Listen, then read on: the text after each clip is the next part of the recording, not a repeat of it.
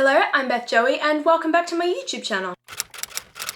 If you're new here, welcome. This is a channel where I paint my face, turn my camera on and talk about some books. This has been in the making for a really long time and I am determined to finally do this now that I have actually purchased my very first Agatha Christie novel. Welcome to a new series that I'm hoping to start, which I think I've seen done a bunch of times on YouTube, but I thought I'd throw my hat in the ring and give it a go myself, where I attempt to read and solve Agatha Christie murder mysteries, starting with the Hercule Poirot series, which I'm going to be reading in order, which starts with The Mysterious Affair at Styles. This is Hercule Poirot's first case and I'm so excited to jump right in. So as for the plan for this video, essentially write down all the different suspects, all the different motives, all the different conclusions that I'm drawing as I read this story. I update you throughout my read in order to potentially solve the mystery of The Mysterious Affair at Styles together before finally revealing the truth of the mystery at the end. So this will be kind of spoily, and then giving my final review of the book as well. So without further ado, let's jump into what this book is about. And as for the blurb, it says Hercule Poirot's first case. After the Great War, life can never be the same again. Wounds need healing and the horror of violent death banished into memory. Captain Arthur Hastings is invited to the rolling country estate of Styles to recuperate from injuries sustained at the front. It is the last place he expects to encounter murder. Fortunately, he knows a former detective, a Belgian refugee who has grown bored of retirement. So I am super keen to crack right in. I know this isn't too long of a book. It's only 200 something pages and the text is super large. So I'm gonna get started and I will update you maybe 50 or 100 pages in, depending on how the case is going, and we'll solve this one together. Hey, okay, so we have changed location so that I can comfortably have my laptop in front of me and sort of run you through everything that's been going on in the book so far. I did have like a little murder board going in my room for a while, but then I realized I was spending so much time writing everything down, it would be so much quicker to type. So that is what I'm going to do. I've got my little sort of spreadsheet going on my computer at the moment, my PowerPoint slides. So first we are introduced to our narrator for the story, which is Captain Arthur Hastings. He's not a suspect or anything because he's the narrator. He's going to be the one that introduces Hercule Poirot to this whole situation. So let's go into the suspects. First person that we meet is John Cavendish, and John Cavendish is a person that Arthur Hastings knew way back when, but hadn't seen him in ages and he didn't know him very well. So John is married to a woman named Mary Cavendish, and his stepmother is another woman named Mrs.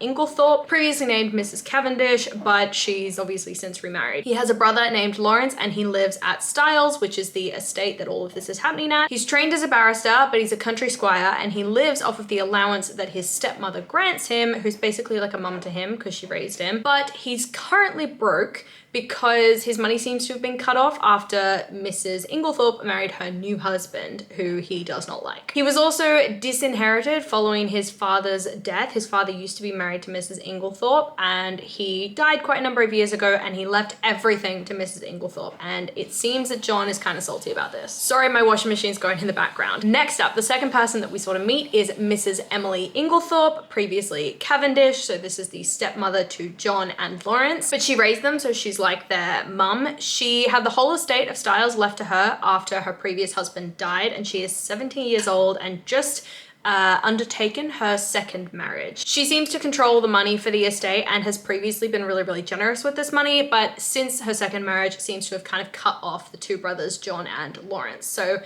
there's a bit of tension there. Then we've got the infamous Alfred Inglethorpe, who is married to Mrs. Emily Inglethorpe, who's the stepmother to one of the main characters, John Cavendish. Alfred is married to Mrs. Inglethorpe and seems to be about 20 years younger than her, so everybody kind of thinks that he's married her for the money rather than anything else. As for how they met, he is the second cousin to a girl named Evie who works at the property, but she doesn't seem to be too keen on this association. She doesn't like him. And he was hired as a secretary for Mrs. Inglethorpe, but then married her a few years later. There seems to be a lot of emphasis on the fact that he has this big black beard, so maybe that'll come into play later on, I don't know. Next up, we meet a lady named Cynthia Murdoch, who is the daughter of someone that Mrs. Inglethorpe went to school with, but is now sort of Mrs. Inglethorpe's protege, but Mrs. Inglethorpe definitely doesn't let Cynthia forget her place as someone who kind of works at Styles as well. Cynthia works in a dispensary, aka like a pharmacy, at a Red Cross hospital, which is 7 miles away from Styles. I thought that was worth noting.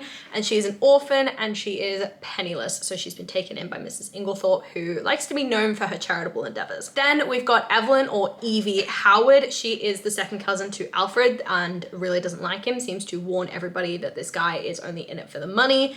And I've put a question mark next to works at Styles. I haven't really figured out how she fits into everything. Then we've got Mrs. Mary Cavendish, who's married to John. She's only really been described as beautiful and enigmatic, so somewhat mysterious, but very gracious hostess for this whole experience, this whole holiday that Captain Arthur Hastings is on with this messy family. And then lastly, we've got the mysterious Lawrence Cavendish, who is John's brother and the stepson to Mrs.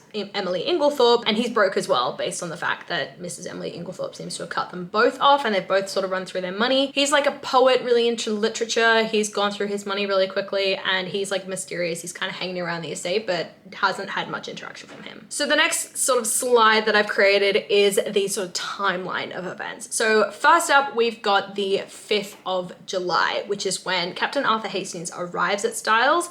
And on the same day, Evie, who is a lady that works at Styles, argues with Mrs. Inglethorpe, warning her that Alfred, who is Evie's second cousin, only wants Mrs. Inglethorpe for the money and that he'd probably kill her just to get the money. Then the very next day, Lawrence is seen kind of hanging around the estate, following Cynthia after Mrs. Inglethorpe calls Cynthia to her. Evie leaves the estate on this day as well after the argument between her and Mrs. Inglethorpe, where she warns Mrs. Inglethorpe about Alfred, and then the Inglethorpes aren't there when Evie leaves, so there seems to be some bad blood between them. Mary, the husband to John, is also seen speaking with a man named Dr. Bauerstein, who is a poisons expert in the area, and she's seen holding out her hand when she's speaking to him, and she kind of takes him away from the rest of the group when she speaks to him, so maybe there's something being exchanged between the two of them. And then we've got the 7th to the 15th of July, where all I know about that period of time is that Mary spends a lot of time with Dr. Bauerstein.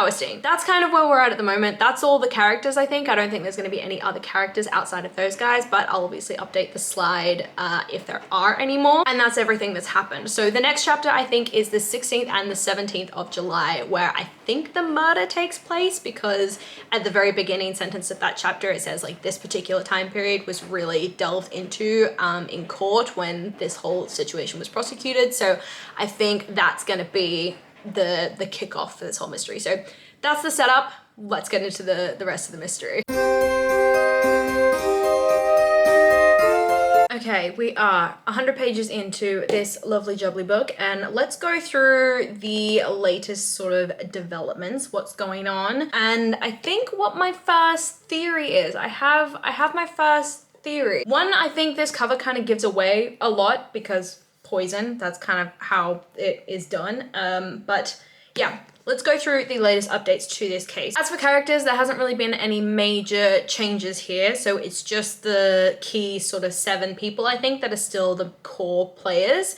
But as for timeline, we've got a development to the 7th to 15th of July timeline, which is that after departing Styles, the estate, Evie sent a letter to Captain Arthur Hastings saying that she now works at a hospital that's 15 miles away, and she begged Arthur Hastings to let her know if Mrs. Inglethorpe ever had any inclination towards reconciling. So she's definitely still got a very, very dedicated person, I guess, in Evie, so I guess that throws suspicion off of her. But then we have the 16th of July, and that's the first sort of day that everything starts to go a bit haywire. So everyone was busy in the morning on the 16th of July setting up for an event where Mrs. Inglethorpe was going to perform a war poem. They all had a late lunch, an afternoon spent together in the garden, and John in particular seemed very, very excitable at this particular lunch. Afterwards, Mrs. Inglethorpe went to lie down and Captain Arthur Hastings went to play tennis with Mary, and then at 6:45 they all had supper together, left for the event.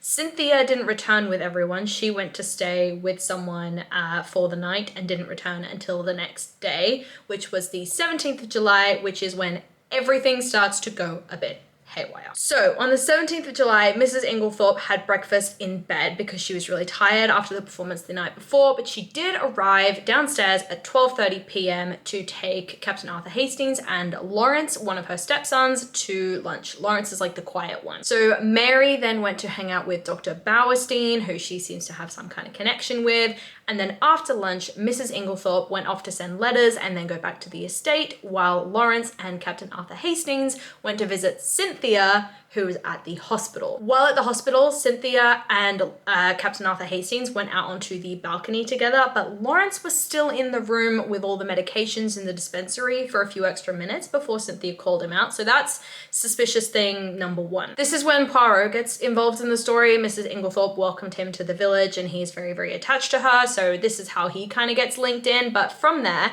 Cynthia, Arthur Hastings, and Lawrence all went back to Styles, and they saw that Mrs. Inglethorpe came out of her boudoir looking really upset. The maid suggested that she go to bed, but Mrs. Inglethorpe insisted that she had letters that she had to finish. So this is a sort of a second suspicious thing that'll come up later. She's got some very important documents she's got to deal with, and she really wants to deal with them after she's had some kind of interaction that has made her upset. Lawrence then disappears immediately after Mrs. Inglethorpe goes back to the boudoir, and Captain Arthur Hastings suggests to Cynthia that they go and play tennis together, but as he goes to get his racket to play tennis with her, he bumps into Mary, who's the wife of John, the other stepson, on the staircase, and Mary looks kind of disturbed. Mary confirms that she didn't go for a walk with Dr. Bauerstein, and she asks where Mrs. Inglethorpe is, and Arthur Hastings tells her. Then Arthur Hastings catches a conversation between Mary and Mrs. Inglethorpe as he's sort of walking downstairs. He overhears them, and he overhears Mary accusing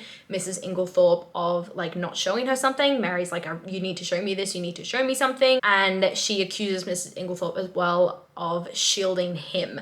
Whoever him is, one can assume it's Arthur because he's not well liked, but for all we know, it could be one of the sons. At this point, the maid, Dorcas, who's not a sort of significant character other than a bit of a witness, confirms that she overheard an argument between Alfred and Mrs. Inglethorpe, and presumably this is when Mrs. Inglethorpe earlier in the day came out of the boudoir looking upset, and she insisted that she had important papers to deal with or letters to write. So presumably right before that was when they argued, but it's only hinted at this point. Mr. Inglethorpe was in the drawing room when Captain Arthur Hastings later came down for supper, and then Mrs. Inglethorpe joined afterwards, and they seemed kind of distant, so there was some tension between them. And then Mrs. Inglethorpe immediately went up to bed after supper, so she didn't hang around for coffee or anything, and she asked that her coffee be brought to her bed, which is an important point. Mary, Cynthia, and Arthur Hastings then sat down in the drawing room to all have coffee together, and then Mr. Inglethorpe offered to take Mrs. Inglethorpe's coffee to her, and Lawrence followed him out of the drawing room. Then Dr. Bauerstein arrives after a while, and Mary looks unsurprised that he's there. Alfred ushers him in. Bauerstein is covered in mud. John then joins everyone in the drawing room and asks why Bauerstein's covered in mud. He said he found a rare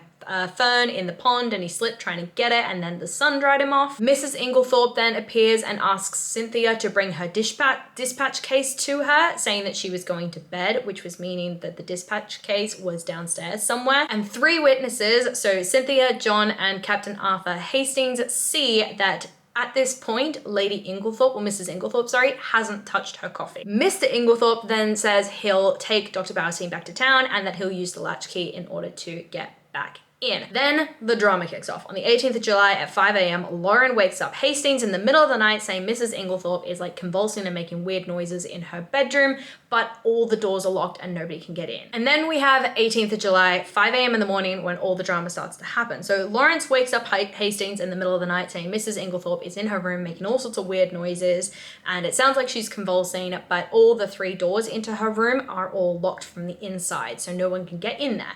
So they head to her room to try and figure out what's going on, and John meets them on the way. John, Lawrence, and Hastings then attempt to open Mrs. Inglethorpe's door via the hallway and via Alfred's room, and they see that in Alfred's room the bed hasn't been slept in and it looks like no one's occupying that room at all, so potentially he's left. They have no idea where Alfred is, and it's later confirmed that he isn't in the house, so he's still out after he offered to take Dr. Bauerstein back to the village. and they see that the door to Mrs. Inglethorpe's room from Alfred's room is bolted from the inside, as well as the door to Mrs. Inglethorpe's room from Cynthia's room is also bolted. So she has 3 doors, one going from the passageway, one from Alfred's room, one from Cynthia's room, and they're all bolted from the inside. So they break down Alfred's interconnecting door and they run to Mrs. Inglethorpe, and they see that she's convulsing on the bed, and at this point she stops and there's a table that's overturned next to her. They think she's knocked it over while she's convulsing, and then Lawrence is seen staring at the fireplace and the mantle above the fireplace with an absolute look of horror on his face, and it's not really explained why his face is all white and ghostly. Mary and Cynthia are seen standing together at Alfred's interconnected door after it's been like barged in, and Cynthia looks really dazed and flushed and she can't stop yawning. Dr. Bauerstein arrives and explains that he was passing the gate when he saw the car that was sent to fetch the doctor, and so he raced up to the house to see if he could help.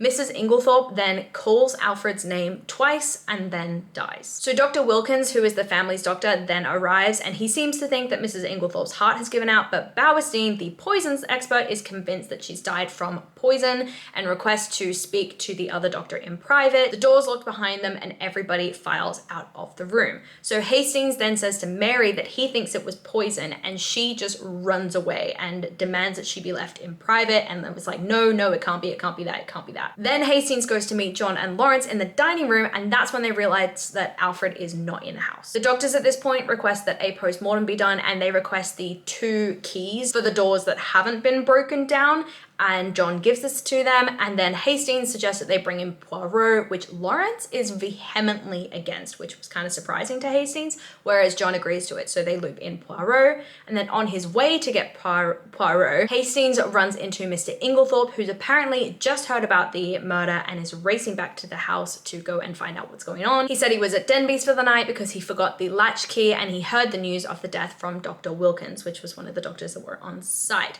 So at this point, we've got Poirot, who starts the investigation, and his first question is whether Mrs. Inglethorpe ate well at dinner, because apparently the particular type of poisoning that they think she ingested is a very fast-acting poison, and so if it was had in her coffee, then it wouldn't make sense that she didn't start convulsing until 5 o'clock in the morning, because she had the coffee at like 8 p.m. But apparently if you eat something, it can delay the effects, but not by that long, so they think maybe it's not that specific type of poison, which is like strychnine poison, I'm not sure. Mr. Inglethorpe had arrived back at Styles while Hastings was out getting Poirot, so John hands the 2 keys to Poirot when he arrives at Styles, and Poirot goes up into the room and he finds the purple dispatch case with the key inside the lock of the case. He also finds a hot chocolate spiked with rum on a chest of drawers, a shattered coffee cup found on the overturned table next to the bed, and it's been like stomped on maybe to hide the evidence.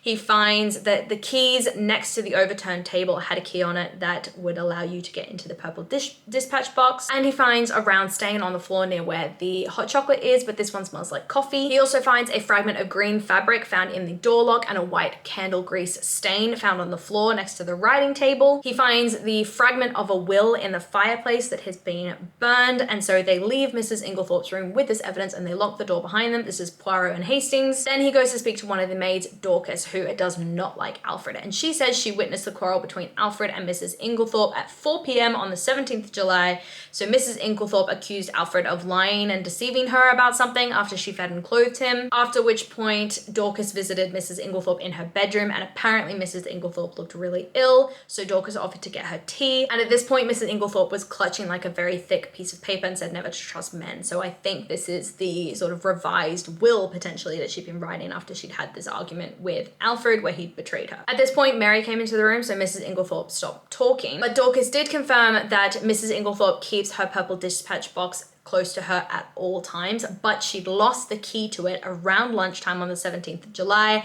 and had asked Dorcas to absolutely scour the house trying to find it. But then this lost key was the one that was found in the purple dispatch case when she died, or when Poirot went to investigate the room after she died. Then Poirot talks to another one of the servants, and they see that Mrs. Inglethorpe wrote 4 letters on the day before she died. One was to Miss Evie Howard, who she'd had the argument with, and Evie Howard had left. One was to Mr. Wells, the lawyer, one was to a caterer in Tadminster, and they weren't sure on the fourth letter. She confirmed that she delivered a hot chocolate to a table next to Mrs. Inglethorpe's room at 7:15 p.m, left it there, and then only delivered it to Mrs. Inglethorpe at 8 p.m, so there could have been something in the hot chocolate. And she said she saw coarse kitchen salt on the tray. Poirot isn't sure if this was actually salt. And then on the 18th of July, the events that are kind of going on is John invites Poirot to breakfast, and he's been sending telegrams all morning to announce his stepmother's death. But everybody at the table seems to be in better spirits, and Lawrence is adamant that the death is heart failure. Dorcas seems to be the only one who's actually affected by the death, and Cynthia looks tired and ill. She says she has a headache, and she says that she never takes sugar in her coffee. I don't know why it's important, but it is apparently, according to Poirot. In the letter to Mr. Wells, Mrs. Inglethorpe says that she just needs to see him urgently, so he comes by the house to see her, then finds out that she's died. And one would assume it's because she is rewriting a will, and this is confirmed when Poirot speaks to the Gardiners, and they say that they signed a document for Mrs. Inglethorpe, and it was like witnesses to this new will. We find out that in the will written prior to Mrs. Inglethorpe's marriage to Alfred, John and Lawrence essentially would have inherited the entire estate. But then after she married Alfred, it would have been Alfred that inherited the entire estate. And then she has an argument with him, seemingly writes a new will, and then she dies. And this will is burnt, and the Gardiners confirmed that it was this new will. So that naturally puts Alfred right in the firing line of the person who was potentially responsible for all of this, because it's assumed that this new will that she was writing would have put the two sons back in the will and like had them receiving everything. But Poirot mentions that Mrs. Inglethorpe had likely redone her will after a really explosive argument with someone, but John goes pale when he says this. So was the argument that prompted the rewriting of the will really the one between her and Alfred, or her and John? Because it's not confirmed if Mrs. Inglethorpe knew that her marriage would mean that her old will for John and Lawrence was null and void. So could one of the brothers have killed her because she was actually writing someone else into the will, like Evie, who then arrives and is the only one who seems to be actually upset about the murder other than Dorcas. Evie is absolutely confident that Alfred is the one that committed the murder. I am a little bit more hesitant because it seems a little too obvious. And when John, the lawyer, Hastings, and Poirot go upstairs to check the purple dispatch box, they see that the lock has been forced open and someone has gotten into it. And in a later conversation, Cynthia confirms that she makes sort of sleeping powders for Mrs. Inglethorpe. So that could have been the white powder that was found in the hot chocolate tray instead of poison. So that's kind of where we're at the moment. And I know this is a very, very long update, so apologies for that, because I hope you guys aren't planning to read this book because I've basically spoiled a lot of it for you. But my current theory, investigator hat on, my current theory is that it was one of the sons. And I think the reason why it wasn't Alfred is because it's a little bit too obvious. And I think he wasn't actually in the house when all of this was going down. I believe that he didn't have the latch key. There's no confirmation whether he did or he didn't. So I think he was just out of the house. I think it was one of the sons because one, they were both in the house. Two, John goes pale when he hears that after an argument with someone, she was rewriting her will. So I think that maybe the argument was with him, because one of the sort of characteristics of them is that she inherently disinherited the two sons when their father died, and I think they always assumed they were in her will. And then she wrote another will where, like, when she married Alfred, that he would inherit everything. And I think John went to talk to her about this will because it said that John discusses the fact that, like, Alfred was now inheriting everything with Mrs. Inglethorpe at about 12 p.m. on that day. I think they had an argument about it, and then Mrs. Inglethorpe writes this new will that potentially disinherits Alfred and the two boys and gives everything to someone like Evie or someone like Cynthia, who's like her protege, and these two women deserve the money more than everybody else does. So I think that John potentially destroyed this will, chucked it in the fireplace and everything like that, and killed Mrs. Inglethorpe in the hope that Alfred would be framed for the murder and him and his brother would inherit everything. Anyway, I think it was John at the moment. That's where I'm currently standing. But I'm going to go back into the book, read some more, and let you know my thoughts in one more update before I finally do the big reveal. So let's get back to reading and see what happens next. Okay, I am at page 186 of this here book, and I think I'm coming up to the big reveal now, so I decided to stop reading and give you my final thoughts, the final happenings that have been discussed in this story, as well as my 4 sort of theories that are prevalent at the moment, and then we'll talk through which one I think is the actual situation. So let's go through the events that have happened first since I last updated you guys. It's the 20th of July, they're at the inquiry following the death to determine if it was murder or what the situation was. At the inquiry, they discover that Mary wakes up at 4:30 a.m. every morning, and at this time she hears a loud thump, and then she hears Dorcas ringing the bell in alarm. She wakes up John before she then goes to see what's going on. Mary apparently overheard the same argument as Dorcas, and it could have been Alfred having this argument with Mrs. Inglethorpe, or it could have been John, but they both overheard that this argument was happening, but she denies hearing any details. Albert Mace, who's an apothecary guy or a pharmacist or something who lives in the local area, confirmed that Alfred, or Mr. Inglethorpe, bought strychnine, I don't know how to say it, from him and signed the register, but Alfred says that he didn't and shows the court that his signature is inherently different from the one on the register. So Alfred thinks that someone dressed up as him and did this pretending to be him. But Alfred also can't confirm where he was on the 16th of July until later on, and he says he was with a woman who he's assisting with something. It wasn't clear how she's involved. Alfred also can't confirm where he was when that argument that Dorcas and Mary overheard took place, but he says it wasn't him that was having the argument with Mrs. Inglethorpe. And then lastly, Alfred thinks that Mrs. Inglethorpe's last words of Alfred were because Dr. Bauerstein was standing over her, and Alfred and Dr. Bauerstein are similarly bearded, so maybe they look alike. Lastly, Alfred confirmed that he did pour Mrs. Inglethorpe's coffee, but he did not take it to her because he heard someone at the door who was Dr. Bauerstein. So he went to answer the door, talked to Dr. Bauerstein, and when he got back, the coffee was gone. Now, what's worth noticing is that when Mr. Inglethorpe or Alfred went to deliver the coffee to Mrs. Inglethorpe, Lawrence left the room at the same time as him, but Dr. Bauerstein only remembers seeing Alfred. So that brings us to suspect number 1. So as part of the investigation, Poirot knocked over a side table in Mrs. Inglethorpe's room to test if anyone could hear it from the opposite wing, and Hastings confirmed that he couldn't hear anything being knocked over when he was standing next to John and Mary's room. So when Mary said she heard a side table being knocked over right after she woke up at 4:30 a.m., how is this possible if Hastings couldn't have heard it from outside of her room, let alone inside of the room? And then if she was the one who woke her husband and then went to figure out what was going on, how did Hastings not pass her in the hallway when he went to figure out what was going on after he was woken by Lawrence? Because he bumped into John, so how did he not bump into Mary? The only explanation is Mary was already there. So what I think in this first sort of theory is that Mary was with Dr. Bauerstein. It was confirmed that they had some kind of romance, or at least John thinks they have some kind of romance, which explains why Dr. Bauerstein was so close to the house and fully dressed. I think she had enough of an understanding of the law from being married to a man who trained as a barrister to know that her and her husband would no longer be broke if Mr. Inglethorpe died. And then she must have been spending time with Dr. Bauerstein in order to understand poisons and potentially a way that she could kill Mrs. Inglethorpe. So this is supported by the fact that John thinks Mary is having an affair with Dr. Bauerstein. But what makes me second guess this theory is that Hastings suspects Bauerstein and Mary, and Bauerstein has since been arrested for being a spy, and Poirot basically said there's no way he's involved in this case. So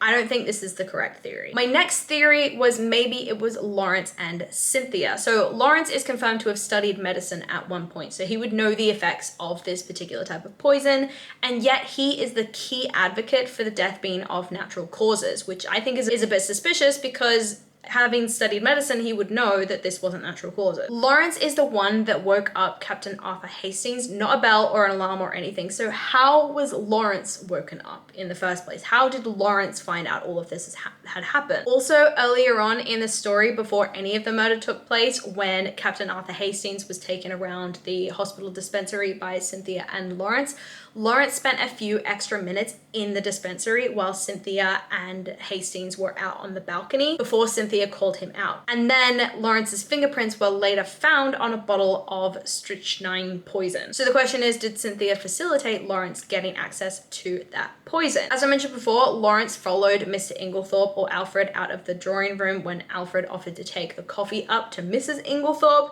but then Dr. Bauerstein didn't see him when Alfred answered the door, so where was Lawrence? But this does raise the question of who disguised themselves with Albert Mace. If Lawrence already had the poison that he'd stolen from Cynthia, then he wouldn't have needed to go to Albert Mace's shop to buy the poison. And also, was Lawrence acting alone or was Cynthia helping him? Because if Cynthia was helping him and she had been written into Mrs. Inglethorpe's will, why would she want it to be destroyed? So it kind of raises the question of this whole will situation, and it doesn't really make sense. So that comes to my third theory of 4. So the third theory is Lawrence still, but this time Mary instead of Cynthia helping. And this was kind of prompted by the fact that Cynthia said neither Mary or Lawrence really liked her, and she felt very unloved, as well as the fact that Bauerstein had been arrested, but Mary seemed to still have a lover out there and she wasn't all that affected by Bauerstein's arrest. So maybe her lover is Lawrence. So for all the same reasons as I mentioned before, I think Lawrence could potentially be a suspect. So knowing the effects of the poison, waking up before the bell or alarm, having a few extra minutes in the dispensary while Cynthia was talking to Hastings, following Inglethorpe out of the drawing room but then not being there to answer the door. But then again, it still raises the question of why did someone disguise themselves to go into Albert Mace's shop to buy this poison if Lawrence had already stolen it from Cynthia? But the reason I think potentially it was Lawrence and Mary is because it still has that question of why didn't Hastings walk past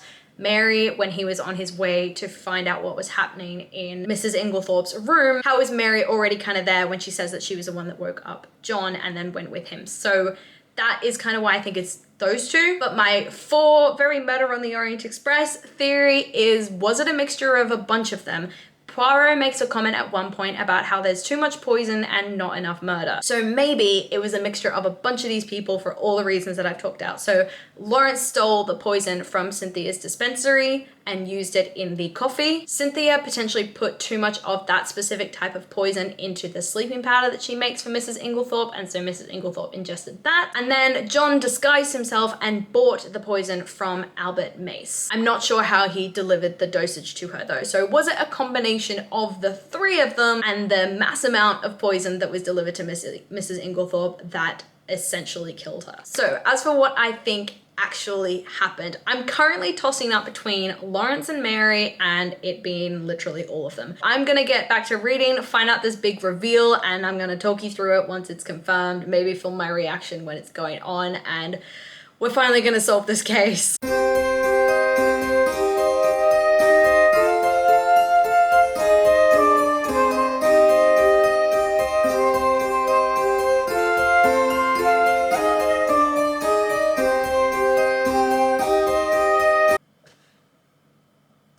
God.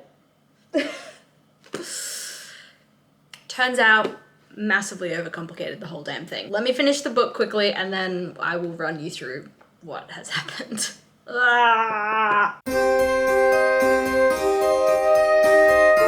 So, the solve. Let's get into it. Do you want the reveal first of who did it? Yeah, let's do that. So it was Alfred, the husband, with the help of Evie Howard, who was like the friend, I guess, that Mrs. Inglethorpe had a falling out with right at the bloody beginning of the book. Everything else was just one massive red herring, and I massively overcomplicated this whole thing. So yeah, let's get into the solve. I was right at the very beginning that the argument that Mary overheard with Mrs. Inglethorpe was between John and Mrs. Inglethorpe, but they were arguing about the fact that John was having an affair and Mary overheard the entire thing. So then she had her argument with Mrs. Inglethorpe, which Hastings overheard because she was requesting that Mrs. Inglethorpe like show her the proof of the fact that her husband was having an affair and, you know, saying of course she'd cover for her son. So I was kind of right about that.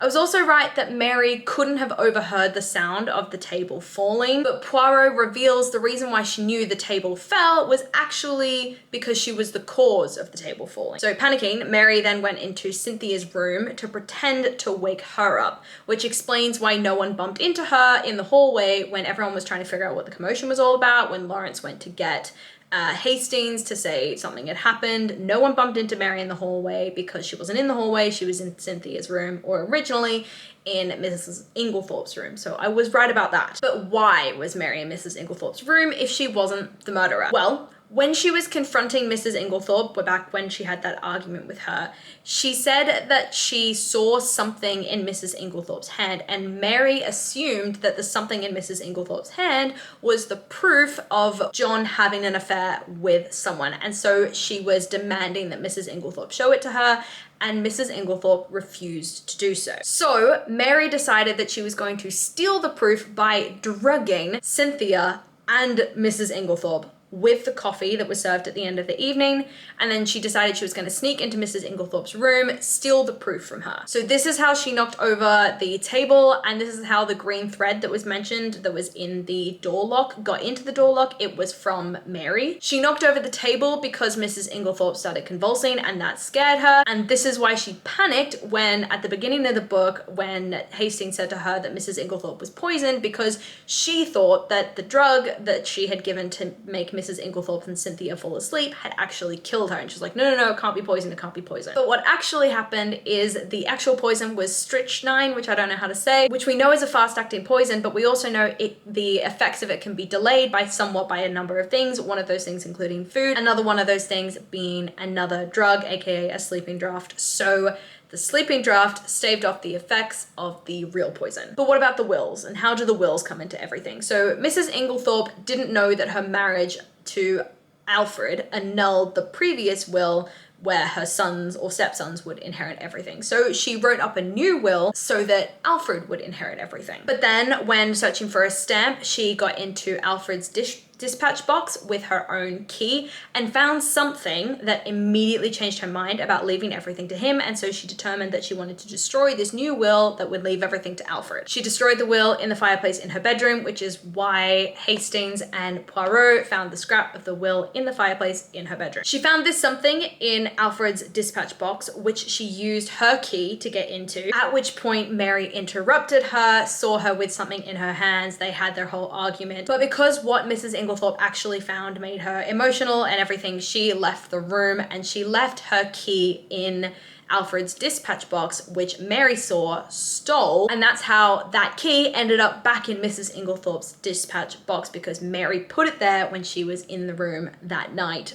after she drugged Mrs. Inglethorpe and Cynthia. But who actually killed Mrs. Inglethorpe, and what all happened? So you already know it was Alfred and Evie, but how did this happen?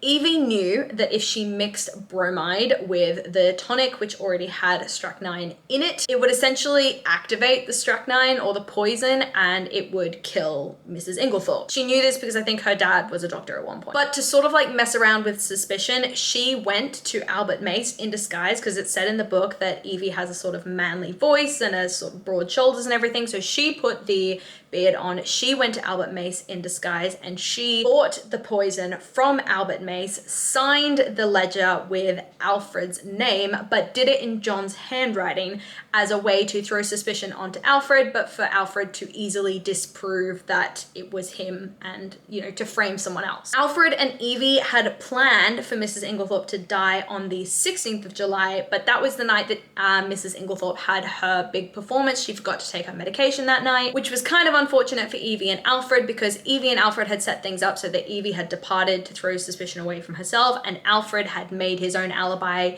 vague enough that it would throw suspicion onto him that could easily be disproven at a later date. Why did he want to do this? Because he knew that if people thought it was him and then he was proved not guilty, he could never be retried, so he'd be in the clear. And he knew that the suspicion that was on him was vague enough that he could prove that it wasn't him. But Mrs. Inglethorpe, again, didn't take her medication on the 16th because she was at the show, and so Alfred writes a note to Evie saying, you know, it didn't go as planned, but we're still going ahead. I've figured things out to go a different way.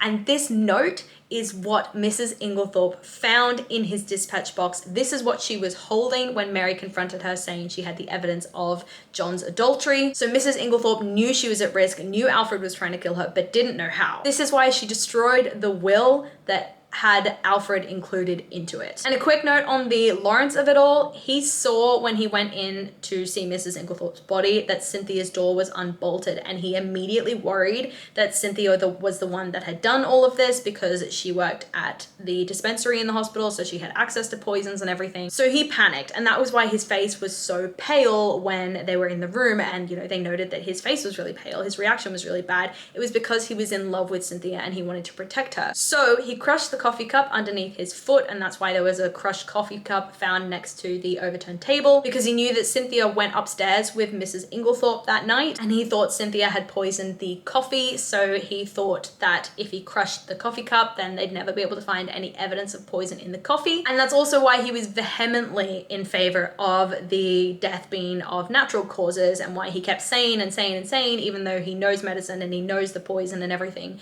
that there's no way it could possibly be of natural causes. He kept saying that it was because he thought he could offer some authority. People would take him seriously because of his background, and he was all doing it to try and protect Cynthia and take suspicion away from her. So at the end of the day, it was Mr. Inglethorpe, Mr. Alfred Inglethorpe, and Evie, his cousin, who was pretending to hate him the entire time, but probably actually loved him. They'd planned this for a long time. Evie was the one that introduced Mr. Inglethorpe into the household. She was the one who facilitated him starting to work for Mrs. Inglethorpe. They knew that they could target her, and it was all them. It was all a very long con. So, yeah. All in all, kind of was just a simple one. I'm honestly amazed by this book's ability to filter in so many red herrings set by the characters themselves that completely threw me for a loop. I really, really enjoyed this read. I did not get this solve at all. Agatha Christie has 1-0 on me, and you know what? I'm not expecting that I'm going to win many mysteries over on her or anything. So yeah, I had fun doing this. But that is the end of my first video in my Agatha Christie Mysteries series. So let me know in the comments down below if you enjoyed this, if you knew this entire time that it was Alfred who committed this murder with Emily's help, or if you were like me and was thrown off the scent by all the other red herrings thrown in. Come and chat to me in the comments down below and let me know if you want to see more of these. I love talking to you guys, and I do my best to reply to every single comment. I really, really hope that you enjoyed this video, and if you did, please do let me know by liking, subscribing, and hitting that notification bell all down below. It is a super, super easy way to help my channel grow, and I will see you lovely people in my next video. Bye!